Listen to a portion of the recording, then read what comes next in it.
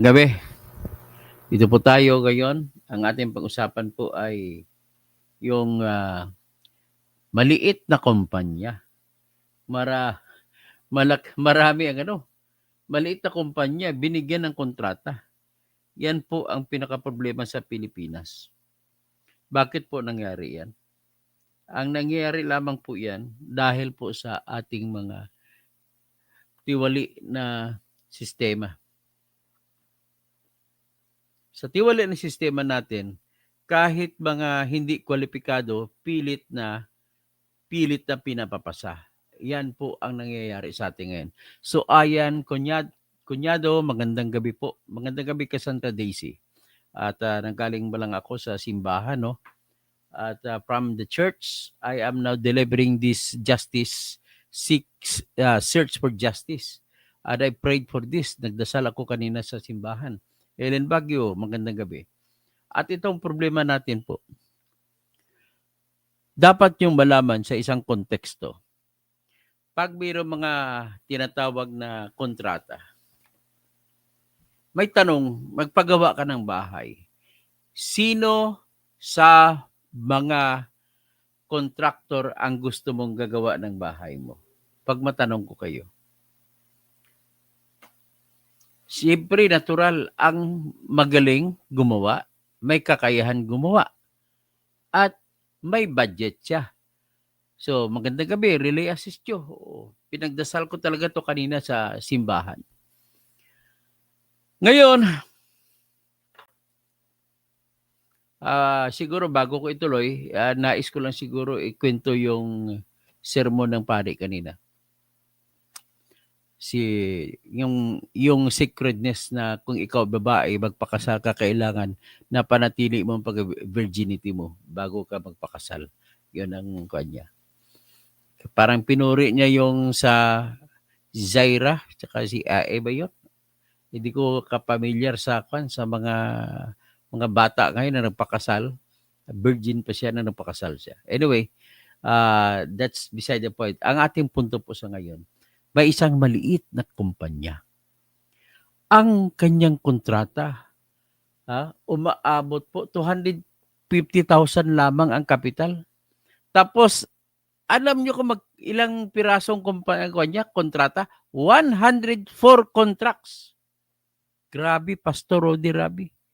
Grabe, asa na ba yung tinatawag natin na katarungan at pagpapantay-pantay sa lahat ng katarungan, lahat ng karapatan. Kung magpapagawa ka ng bahay mo, pipili ka ng kumpanya na may kakayahan. At ang base mo sa kakayahan, kung ang bahay pinapatay mo 5 milyon, dapat meron din siyang 5 milyon na kapital. Just in case na pumalpak ang trabaho niya, pwede mo siyang habulin. Minsan, iba nga, humingi pa ng performance bond na hindi niya makuha ang performance bond sa loob ng warranty period kung hindi pa natatapos ang warranty period kasi pangpalit yan sa kung may masira. Ito po ang ating pag-usapan. So, sa usaping pribado, ganun lagi. Kagaya si Pastor Rodi Rabi, may mga bahay siya. Kung magpagawa sa ulit ng bahay, hahanapin niya siyempre yung kontraktor na maliban sa kakayahan, kailangan may capital din siya na maayos. Kasi ang kontrata niyan, halimbawa, makipagkontrata kayo sa pribado. Sige, Mr. Contractor, itong bahay ko, itong kontrata natin, 5 milyon. Ngayon, sa kontrata natin, magbibigay po ako ng tinatawag na pauna na mobilization, 10%. Hanggat hindi mo naubos yung 10%, ay hindi ako magbabayad sa iyo. Kailangan 10% of the work must be completed. Paano naman malalaman na 10% of the work ay completed? Siyempre, may sarili akong hiwalay na architect o engineer na mag-check sa trabaho ng contractor. Pag sinertify ng engineer ko o architect, boss, sir, nakalampas na siya 10%. Sige, pwede na siya maningil sa akin. Ang sisingilin sa akin, pero kailangan may retention kami. Kailangan 10% retention. So, ibig sabihin, kung 10% lamang, 15% pa lang ang trabaho na tapos niya, hindi siya pwede maningil sa akin. Kailangan makalampasan mo na 20%. So mga 25% bayaran ko siya ng dagdag na bayad, 5%. So kung 5 million ang kontrata, 5 times 5, edi magiging 250 million. 250,000 ang ibabayad sa kanya. Hindi ko ibabayad ng buo. So, next, hanggat progressive yan, hanggat sa mag 100%. At kung makompleto nyo 100% ang trabaho, i-retain ko pa rin ang 10%. Kung yan ang kontrata namin. Pero yan ang hinahabol, yan ang tinitip na ibinibigay ko sa inyo. Kung kayo po ay mayroong pagpapagawa ng bahay, ganun po ang gagawin ninyo. Ako'y bilang engineer, ganun din ang aking kontrata noon sa mga nagpapagawa sa akin. Sisingilin ko na lang ang 10% na retention kung pagtapos ng warranty na binigay ko ay walang nasira, kukunin ko na ngayon ang 10%. Dito sa hindi malayo sa trabaho sa gobyerno. Sa trabaho sa gobyerno, ang pinag-usapan natin dito ay 98 million, 100 million. Pero bakit ang kapital niya ay 250,000 lang? Bakit nakalusot? Yan ang unang tanong ko. Alam mo naman, alam ni Love TV Patrol yan. Alam naman ni Pastor Rudy Rabi. Alam naman ni Cassandra Daisy na lahat po na gustong sumali sa bidding, ikaw plangga, alam mo naman kung sumali ka sa bidding, kailangan ang kapital mo pareho din sa trabaho na gagawin. So, bago sumali ang mga contractor, may tinatawag na pre-qualification. Sa pre-qualification, tinitingnan ang tinatawag na financial capacity. Yung financial capacity, meron ka bang inaalok na insurance? Sakasakali, masira, ano ang habulin ng, paano maghahabol nga ng gobyerno? Ganun po. Pero dito, nagtataka ako, 250,000 pesos sa capital. Nakakuha pa ng 104 na flood control projects. Grabe. Ito po ang hindi ko maintindihan kung paano nailusot ito. Ito po ay corruption. Hindi dapat makalusot ito. Pero paano nakalusot? So ito po, ipakita ko sa inyo po yung balita na tungkol dyan. Ito po, ikwan ko.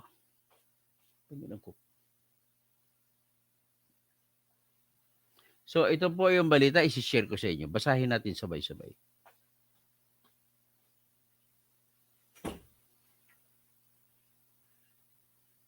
Yan. Firm with 250,000 pesos capital, bags 5 billion flood control deals. Yun ang report dito. Pero nang binilang ko ang kontrata na nakuha niya, umabot po sa 104 contracts. O basahin natin ang balita. One of the top 15 contractors that bagged the bulk of the country's flood control projects under the Marcos administration had a paid-up capital equivalent to only a small fraction of the billions of pesos. Ito yung 250,000 na lang. Established in March 7, 2019, MG Samidan Construction and Development Corporation had a paid-up capital of 250,000 pesos based on records from the Securities and Exchange Commission. By 2005, it had become the 12th top contractor based on the value of the contracts of flood control projects in the country. The majority of its 58 contracts is located in the Cordillera region and was worth a total of 5.02 billion from 2022 to 2025. 58 contracts. An analysis of the data released by President Marcos showed that MG Samindan's 58 contracts, 35 were in Abra province. It also has 11 projects in La Union, 6 in Mountain Province, 4 in Benguet, and 2 in Pangasinan. Actually, kulang itong kanila. Ang aking kwenta, kinuwento ko sa sarili kong research, ipakita ko sa inyo, 104 contracts. So anyway, pagbigyan natin, the company is owned by the Samidan family and is based in Sinto, Bauco, in Mountain Province. The inquirer tried to reach the company officers on the phone numbers registered with the SEC, as well as on their Facebook pages, but did not get a response. When the president bared his list, he had cited some possible red flags in flood control projects, including their construction in areas not necessarily known for being flood prone. Among MG Samindan's largest projects is the construction of flood control structure along the Abra River Basin in Barangay San Jose Sur in Manabu, Abra, worth 144.75 million, its second largest contract. A check with the University of the Philippines nationwide operational assessment of hazards, however, showed that the risk of flooding in the area was little to none. Abra, along with Isabela, Sorsogon, Tarlac, Camarines Sur, Negros Occidental, Albay, and Manila, round out the top 10 list of where the top 15 contractors implemented their projects. 7 projects, same price. Based on the National Adaptation Plan of the Philippines 2023 to 2050, the most flood-prone areas in the country are Pampanga, Nueva Ecija, Pangasinan, Tarlac, Bulacan, Metro Manila, Maguindanao, North Cotabato, Oriental Mindoro, and Ilocos Norte. MG Samidan also has 7 projects pegged at the same contract price, 96,500 million. 96 million pala, 500,000, located in 3 different provinces, Abra, Bangged, and Mountain Province. 3 of the Abra contracts appear to be part of the larger flood control project along the river basin along Bukay and Bangged. It is different, however, from the contracts in Benguet and Mountain Province.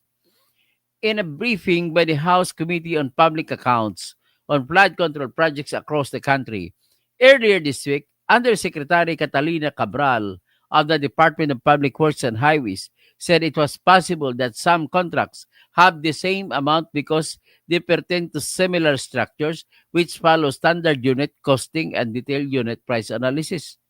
The PWH Region 1 Director Ronel Tan added that it was also possible that the regional office submitted similar budget proposals that were used by the contractors as a basis for the bidding price. Similar to Farmally, the last time that a company with a small paid-up capital relative to the government projects awarded to it attracted attention was then Farmally Pharmaceuticals bagged nearly 11 billion in contracts for various pandemic supplies in 2020. A significant portion of the amount came from the procurement service of the Department of Budget and Management. A Senate investigation noted that these contracts were awarded through negotiated procurement, a method typically used in emergencies rather than competitive bidding. The value of these contracts was more than 1,200% higher than the company's paid-up capital of 650,000.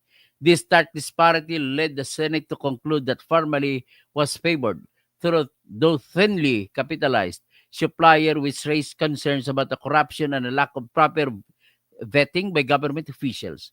The investigation also uncovered allegations of overpricing and the delivery of substandard medical supplies.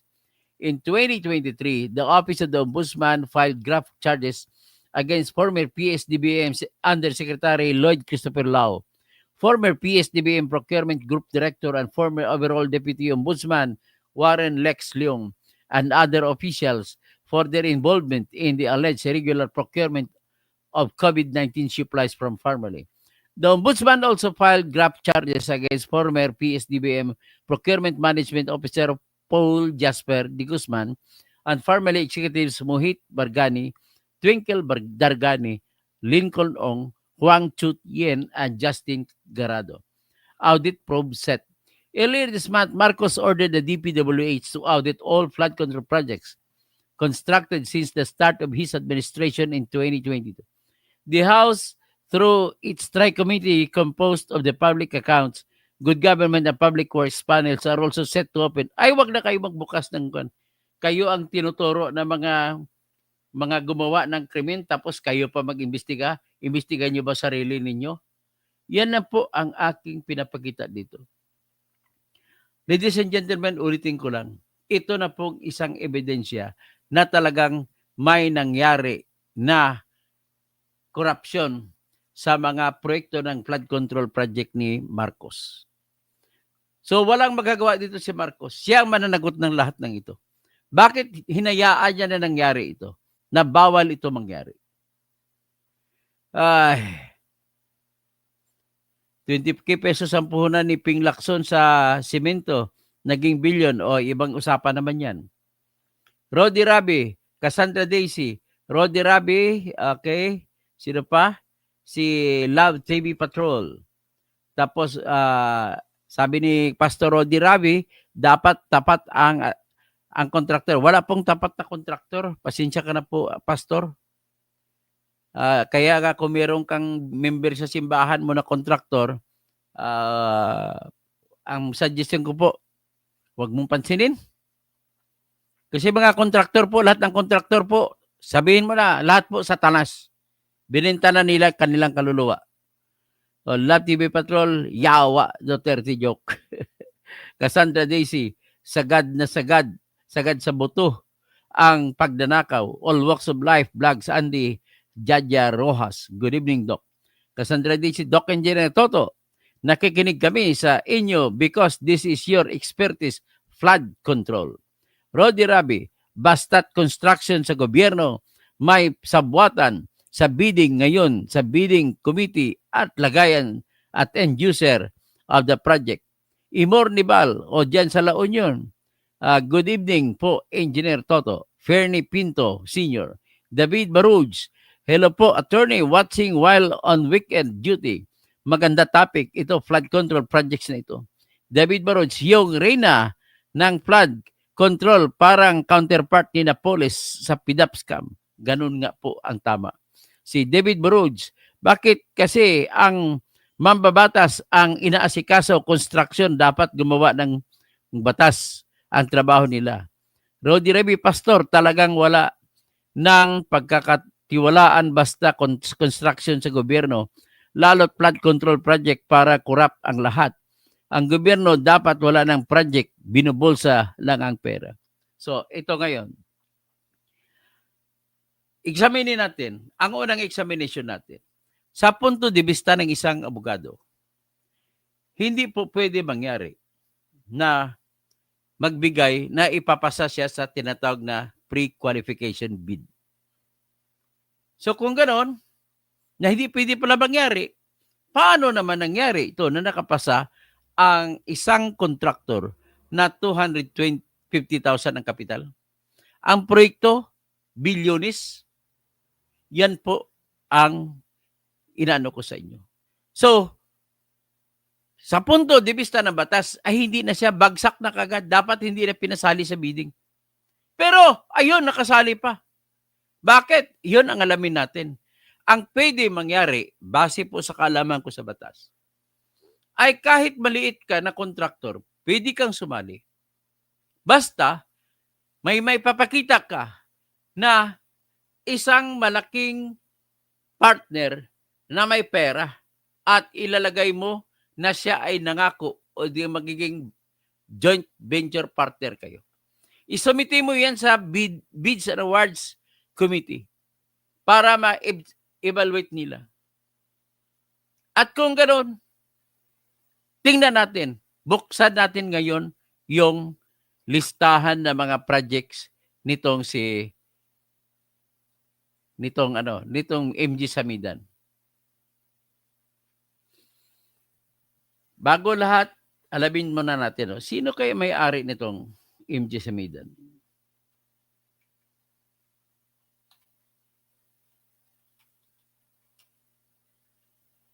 Matindi ito Mas matindi pa sa Parmalini Duterte ito.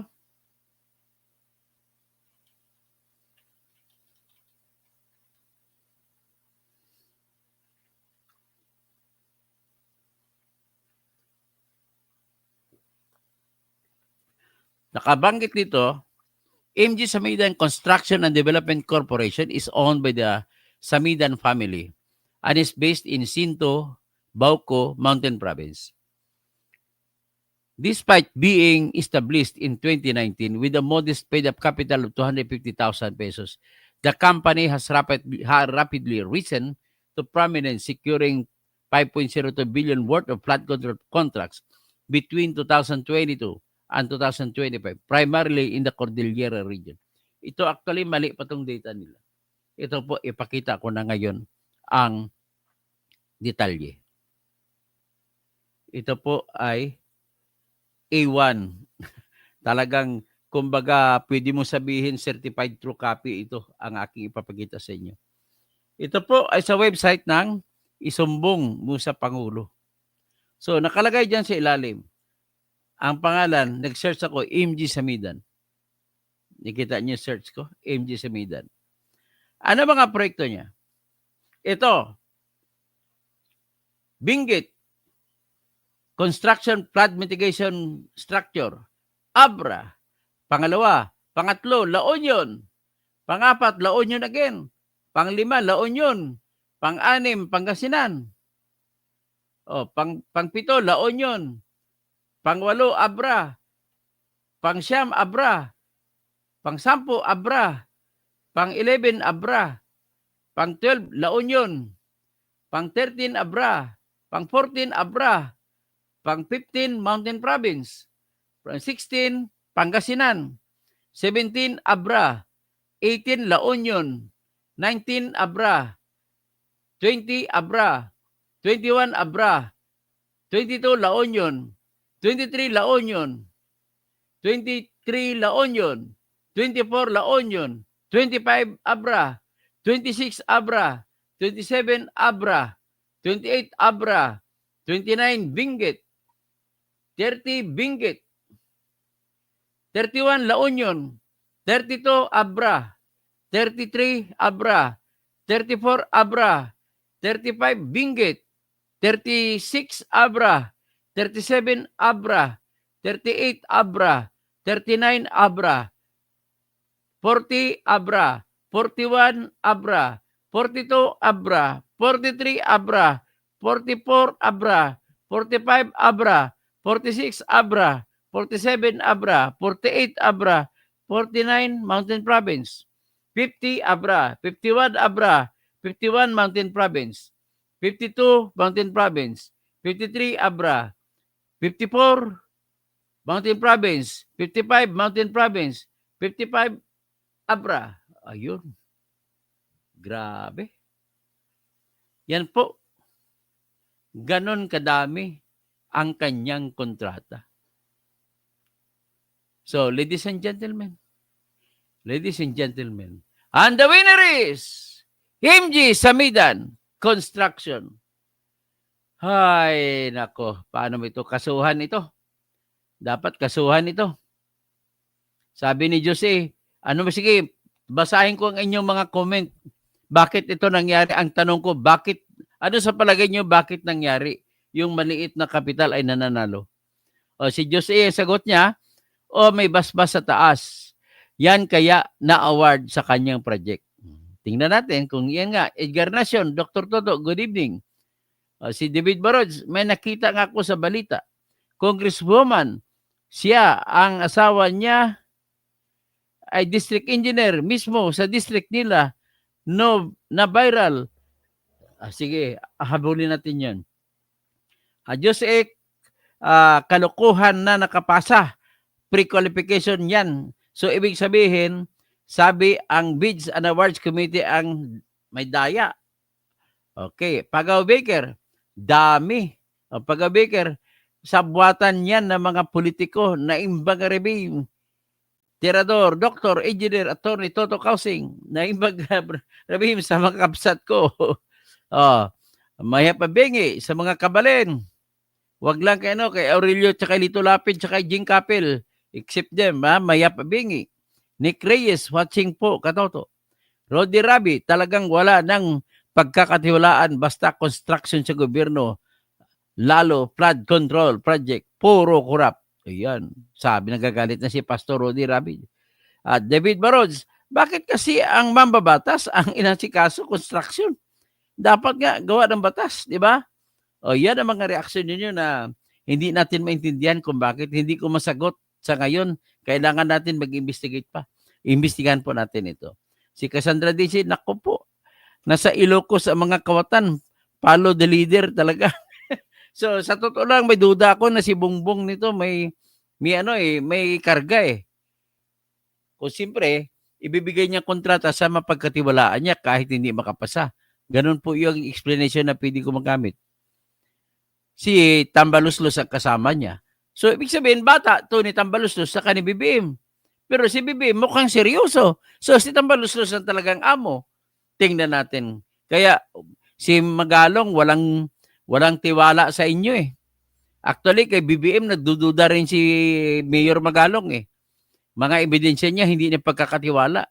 So, yan po ang ating pinaka-problema sa ngayon. Sige, magpa-follow up na lang tayo dyan. At paki-like, subscribe, yan na po ang ating malalakuan, pakiusap. At yung mga, kung pwede kayo, magbigay kayo ng stars ng YouTube, anong tawag yan? Oo, pagkatapos, ang Facebook Plus stars, ang YouTube, supers. So, mag-member kayo ng aking channel para marami tayong komunidad at mag-invite kayo ng mga tao pa para dadami po ang komunidad ng katotohanan, katarungan at kabatas. Okay, hanggang dyan muna tayo. May pahabol ba? So, may pahabol. Okay, hanggang dyan na muna tayo at magandang gabi at titira tayo mamaya.